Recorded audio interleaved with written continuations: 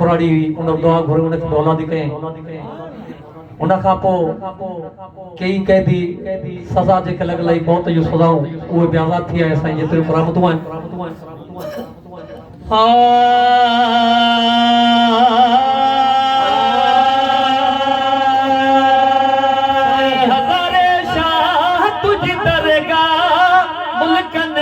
मशहूर आहे हज़ारे शाह तुझी दरगाह मुल्कन में मशहूर आहे मुल्कन में मशहूर आहे ईंदो दिल खे ज़रूर आहे साईं मुल्कन में मशहूर आहे ईंदो दिल खे ज़रूर आहे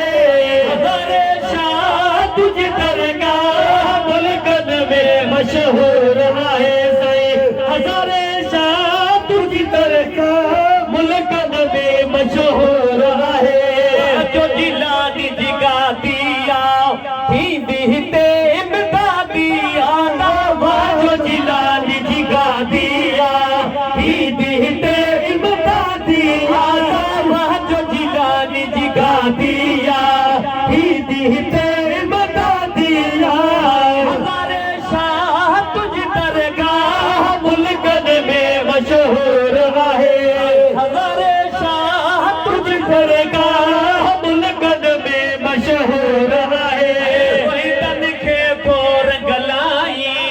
सदको वञाए मुंहिंजा साईं वैदन खे तोर गलाई सदको वञाए मुंहिंजा साईं वैदन खे तोर गलाई सदको वञाए मुंहिंजा साईं हज़ारे शाह तुझी दरगाह मुल्कन में मशहूर आहे हज़ारे शाह तुझी दरगाह मुल्कन में मशहूर आहे मुल्कन में मशहूर आहे ईंदो दिल खे ज़रूर आहे साईं मुल्कन में मशहूर आहे हिते ईंदो दिल खे ज़रूर आहे हज़ारे शाह तुझी दरगाह साईं मुल्कन में मशहूर आहे जेके आया पंधड़ो करे मोटी वया हिते झोलियूं भरे जेके बि आया पंधड़ो करे मोटी वया हिते झोलियूं भरे जेके बि आया पंधड़ो करे मोटी वया हिते झोलियूं भरे हज़ारे शाह तुझी दरगाह मुल्कन में मशहूर आहे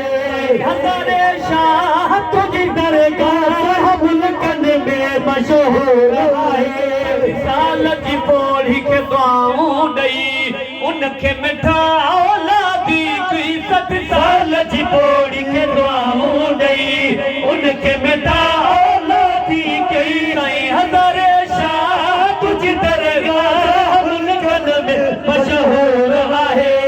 हज़ारे शाह तुझी दरगाह मुल्कन में मशहूर आहे सदाए मौत जा कैदी हुआ